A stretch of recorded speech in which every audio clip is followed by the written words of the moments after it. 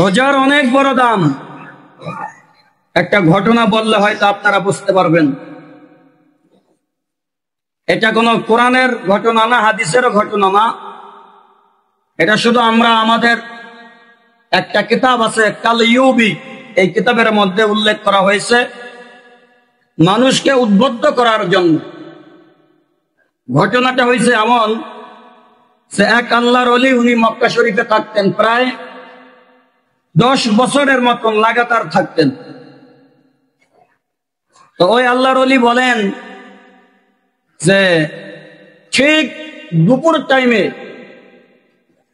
একজন লোক এই কাবা শরীফের এই চত্বরে আসতেন। আসার পরে পুরা কাবা শরীফটা তওয়াফ করতেন। তওয়াফ করার পরে উনি চলে যাইতেন। প্রত্যেক দিন আসতেন, প্রত্যেকটা দিন। তো ওই আল্লাহর ওলি বলেন যে 10 বছর পর্যন্ত উনি এই কাবা শরীফে আসতেন, ঠিক দুপুর টাইমে আইসা তওয়াফ করে আবার চলে যাইতেন। তো একদিন, 2 দিন, 3 দিন একজনের সাথে দেখা হইলে একটু ভালোবাসা হয়, মুহাব্বত তৈরি হয়। ওই আল্লাহর ওলি বলতেছেন যে আমি হঠাৎ করে একদিন দেখতেছি যে এই আল্লাহর বান্দা আসে না। তো ওনার সাথে যেহেতু আমার একটা ভালোবাসা হয়ে গেছে, মুহাব্বত তৈরি হয়ে গেছে, এই জন্য আমার কাছে খুব কষ্ট লাগতেছে যে কি ব্যাপার, আমার বন্ধু প্রত্যেক দিন ঠিক দুপুর টাইমে আসতো, তওয়াফ করতো, চলে যাইতো, কিন্তু আজকে আসতেছে না কেন? আপনারা শুনতেছেন নি ঘটনা? উনি খুব বিচলিত হয়ে গেলেন। হঠাৎ করে একজন লোক আসলেন, আয়েশা ওনাকে বলতেছেন, ভাই আপনি মন খারাপ করে কেন বসে আছেন? বলে আমার একজন বন্ধু ছিল, আজকে 10টা বছর পর্যন্ত উনি এখানে আসতো, কাবা শরীফ তওয়াফ করতো, তো ওনার সাথে আমার সাথে একটা ভালোবাসা তৈরি হয়েছে, কিন্তু যে আল্লাহর ওলি আসছিলেন ওই আল্লাহর ওলি ওনার ঠিকানার কথা ওই বন্ধুকে কোনোদিন বলেন নাই, উনি কোন জায়গার বাসিন্দা, কোন জায়গা থেকে আসছেন। তো ওই লোকটা বলতেছেন, ভাই আপনি যার জন্য এত কষ্ট পাইতেছেন ওই লোকটা এখন মৃত্যু সজ্জায়। ওই লোকটা এখন কিসে? মৃত্যু সজ্জায়। তখন ওই আল্লাহর ওলি বলতেছেন যে আমি তো ওনার বাড়ি গাড়ি কিছুই চিনি না, তাহলে আমি সেখানে কিভাবে যাব? বলে আমার সাথে আসেন। তো উনি ওনার সাথে করে নিয়ে গেছেন। যাইতে যাইতে প্রায় বিকাল হয়ে গেছে। বাড়িতে যাওয়ার পরে ওই আল্লাহর ওলি তাকাইয়া দেখতেছেন ঘরের মধ্যে কেউ নাই, শুধু উনি একা। শুধু উনি একাই আছেন, আর কেউ নেই। তখন ওই মুমূর্ষু অবস্থায় ওই বন্ধুকে বলতেছেন যে বন্ধু, আমার মনে হয় সময় বেশি নাই, এ দুনিয়ার মায়া ত্যাগ করে আমি পরকালে চলে যাব, আল্লাহর দরবারে আমি চলে যাব। অতএব তোমার সাথে আমার কিছু কথা আছে। বলে কি কথা? 1 নাম্বার কথা হলো, আমি যখন মারা যাব আমার জানাজাটা তুমি পড়াবা। 2 নাম্বার কথা, আমি মারা যাওয়ার পরে আমার গোসলটা তুমি নিজ হাতে দিবা। 3 নম্বর কথা, জানাজা তো তুমি দিবা, কবরে যখন রাখবা তখন সব মানুষ চলে যাওয়ার পরে তুমি একাই আমার মাথার পাশে দাঁড়ায়া থাকবা।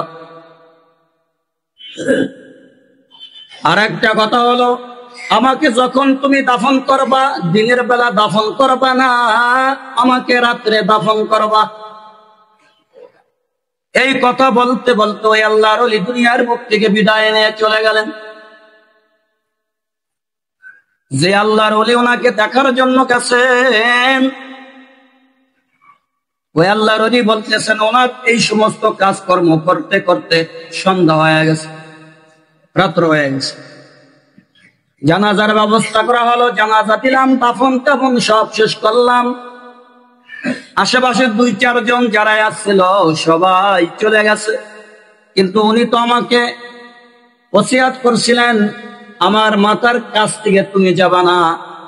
কেন যাবা না? বলে, যখন কবরের মধ্যে সওয়াল জবাব করার জন্য দুইজন ফেরেশতা চলে আসবে, আমাকে যখন সওয়াল জবাব করবে, তুমি এই দুনিয়াতে থাইকাই সেই সওয়াল জবাবের উত্তর দিয়ে দিবা।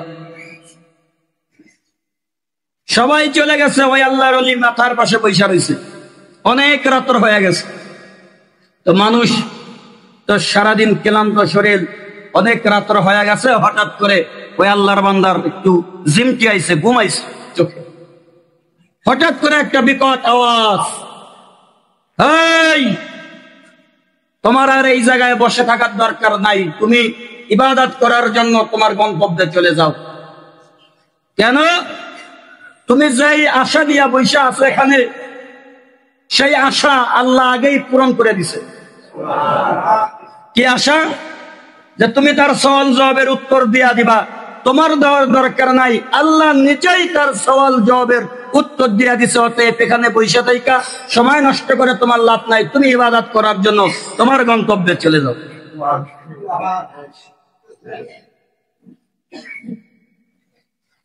হঠাৎ করে ওই আল্লাহর ওলি স্বপ্নে দেখতেছেন, যেই লোকটা মারা গেছে সেই লোকটা জান্নাতি হয়ে গেছে। কি হয়ে গেছে? জান্নাতি হয়ে গেছে। এবং কবরে রাখার পরে যখন দুইজন ফেরেশতা আসছে, ফেরেশতা আসার পরে তাকে সওয়াল জবাব সবকিছু করানো হয়ে গেছে। হঠাৎ করে আল্লাহর ওলি দেখতেছেন যে একটা ছায়া বা একজন লোক কবরের মধ্যে ওনার ডান পাশে বৈশা রয়েছে। ডান পাশে বৈশা রয়েছে। কি ব্যাপার? তুমি ডান পাশে কেন বৈশা রয়েছ? উনি বলতেছেন, যত সময় পর্যন্ত এই আল্লাহর বান্দারে আমি জান্নাতে না ঢুকাইয়া দিব, তত সময় পর্যন্ত আমি এই বান্দার এই ডান পাশ থেকে সরে যাব না। জিজ্ঞাসা করা হলো, তুমি কে? তখন উত্তর আসছে, আমি হইলাম শাওয়াল মাসের 6টা রোজা। আর আস্তে কন্যা সুবহানাল্লাহ, শাওয়াল মাসের 6টা রোজা।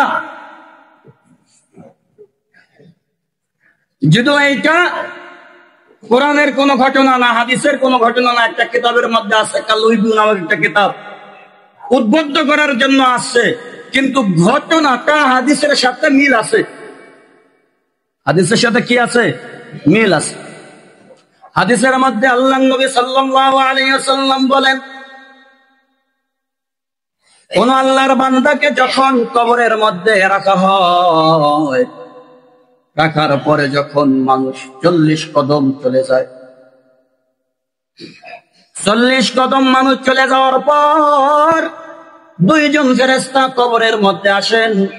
আসার পরে ওই ব্যক্তিকে যখন সওয়াল জবাব করানোর জন্য যখন বসানো হয়, সওয়াল জবাব করবেন, প্রশ্ন করবেন, তিনি উত্তর দিবেন। এই অবস্থায় আল্লাহর নবী সাল্লাল্লাহু আলাইহি ওয়াসাল্লাম বলেন, মাথার কাছে একজন লোক বৈশা যায়, ডান পাশে কিছু লোক বৈশা যায়, বাম পাশে কিছু লোক বৈশা যায়, পায়ের দিকে কিছু লোক বৈশা যায়। আল্লাহর নবী সাল্লাল্লাহু আলাইহি ওয়াসাল্লাম বলেন, সওয়াল জবাব করার পর